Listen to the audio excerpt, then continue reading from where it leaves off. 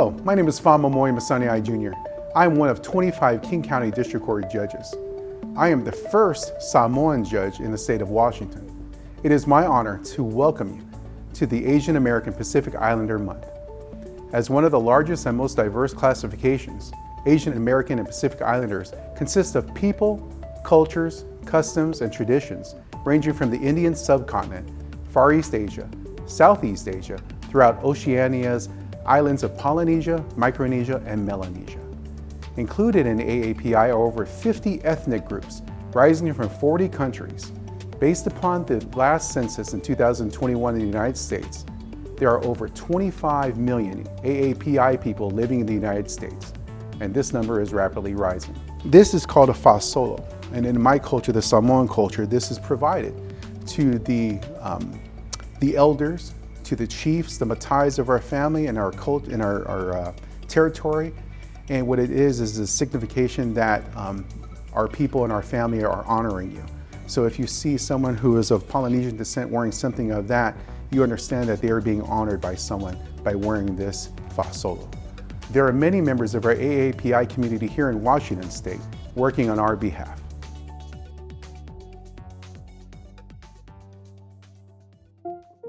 This radio station, the Voice of the South Pacific, this is a community broadcast radio station. This is a Pacific Islanders channel to know that we can connect. We need to support each other, educate each other, find resources, and share with our community. We live in a very high-tech society, and yet there's a lot of them are so lonely, they're so isolated, and we feel the radio station really make a difference. We use it as a mean of communication, not just a one-way, but we allow people to talk back to us. And we get feedback from the community of what the challenges that they're facing. Our communities perish because of lack of knowledge, not education-wise, but with the resources that we have. Sometimes the fear from a small island kind of like restrict us from not asking for help. So that's where we come in as culture navigators.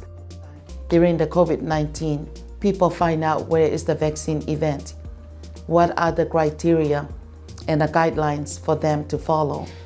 What about travel international? We used the broadcast to reach out and touch our community. And we were able to, bring on different Islander doctors, different Islander mental health therapists, community leaders, and have these what we call talanoa conversations or community talks. We're running our mental health series part 6. It's different when you go see someone who looks like you and can relate to a lot of the things that you deal with. Each island, like Tonga, has their own language. Samoa has their own language. Fiji has their own language.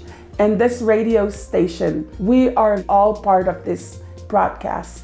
Thank you everyone for tuning in to the Voice of South Pacific broadcast. Thank you.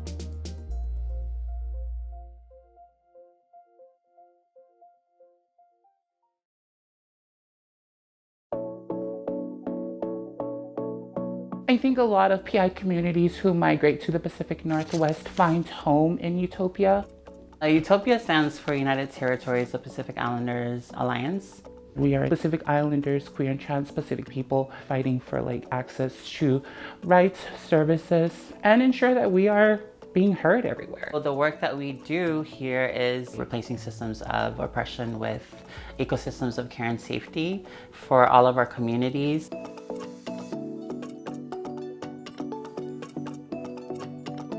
The event today around Earth Day is just a small example of how to organize using art and sustainability. We had our yard sale and our fashion show. Folks were able to help contribute to a lot of items that they don't use anymore that we were able to sell during our yard sale, but also use some of those items to develop very ideal art and clothing or gown or things that people were able to display today during our fashion show. We're gonna go ahead and start. This look is created in honor of Earth Week. It was nice to see, just community having fun. It was beautiful. My model did not win.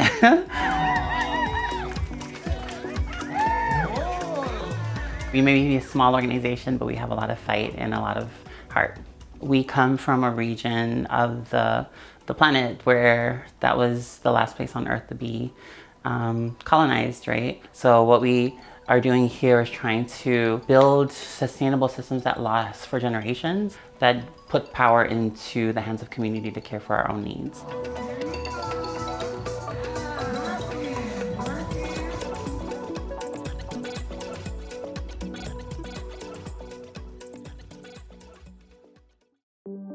Judges are people, and we all come from different walks of life. We all come from different socioeconomic statuses. And you come up on the bench and the people appear before you, and you realize, hey, you know what? That person could have grew up in my neighborhood.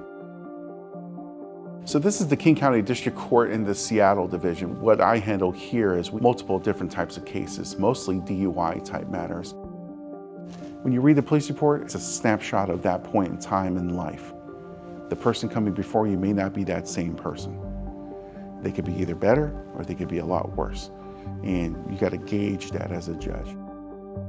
I grew up in a very poor part of town in San Francisco, knowing what was happening with the drug and alcohol abuse and the violence on the streets.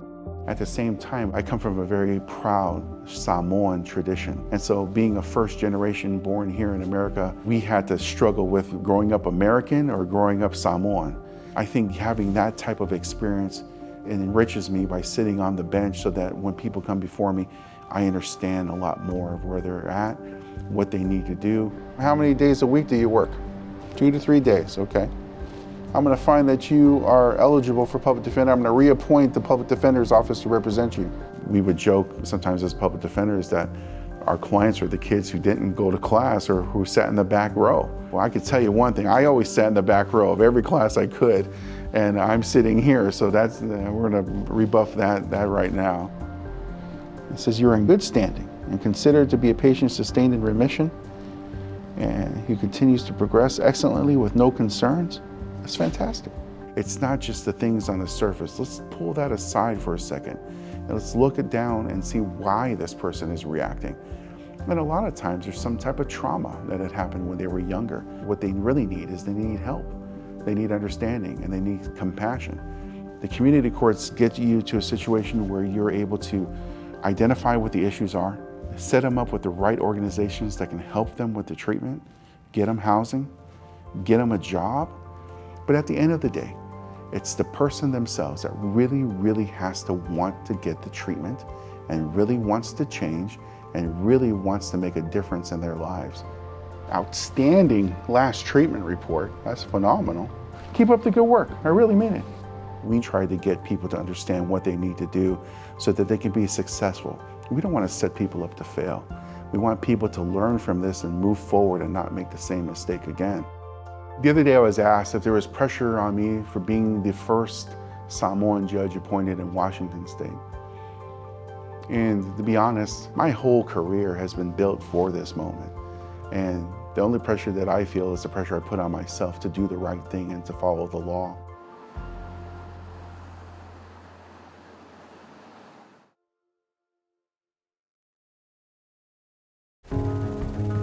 The Marshall Islands, it's where they did all the testing of the atomic bombs. 67 bombs were tested on our small islands. You know, a lot of our people say they're nomads because now they don't have their islands anymore. It's Marshallese citizens. They can come in and out to America and with a passport. But when we come here, there's all the barriers of not getting the medical insurance that we need.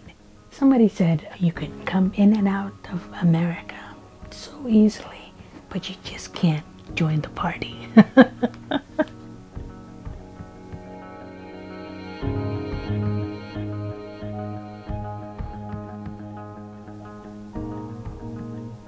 I just want to be wherever I can help our people. And PICA has been there to help everybody. We are in Federal Way, and we serve all the Pacific Islanders. Every Friday, we like to invite our elders.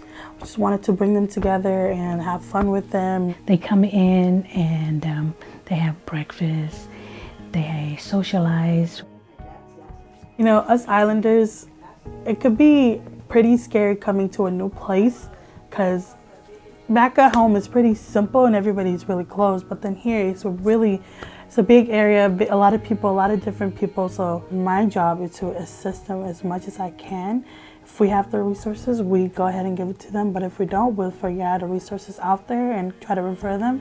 Our Marshallese folks, you know, there's trust issues going around with everything that's happened to them. There's times that it's so frustrating that appointments were set again and again, end up losing 2 patients because, you know, as they're still trying to figure out their medical situation. So it gets kind of emotional sometimes. Medical aid, housing, you know, transportation, whatever they're needing, we try to find resources. And that's why I love working here, is because there's help.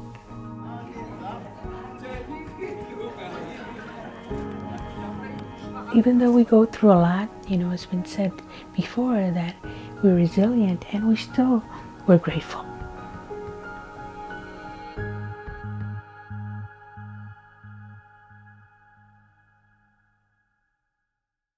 You know, I refer to White Center as the other international district. It has this really rich history of folks have come throughout the years to transition into other parts of King County. We are here today celebrating Cambodian New Year. The Cambodian community here in Seattle, it's rather large. I think we're in the top 3 in the country of Khmer communities. So you get a big gathering here, and it's always a big deal. We get started here very early in the morning. The first programming that we have for our event is for the monk's blessing. And in Cambodian it's called a rabat, which means that patrons, fellow Buddhists, can come and offer food to the monks that give the blessing. And the monks, they have a tradition, or I guess a routine, of they cannot eat past a certain time, so that's why we have it early in the morning. Then we go into the first performance, which is like a blessing dance, which is traditional of a lot of Cambodian events. There's a lot of traditional dances. A lot of the dances have to do with either folk life in Cambodia or mythical life in Cambodia. I think that's a big thing, is kind of preserving our culture, because like there's a lot of things, like as a younger generation, like, you know, people forget a lot of things. Like my parents didn't even teach me to speak Khmer that much as we grew up, because it made me successful living in America. Having these things to like showcase like our culture with our dance or food, and that like, yeah, do what you want, have what you want, and like even bring your little dogs just in Khmer outfits. We are here. As a Pacific Islander and a BIPOC leader, it's really important to support different cultures and to learn from each other, and to continue to support the amazing work that happens as a result of the leadership of the Cambodian community.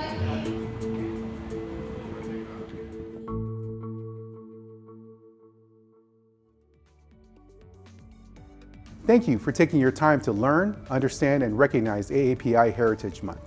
As one of the largest classifications in the United States, AAPI people have contributed in multiple ways on different platforms. It may surprise you that you know more AAPI people than you think, and there may be some that you didn't know belong to the AAPI. On behalf of the Legislative API Branch Group who is producing this video, we thank you for your time and consideration.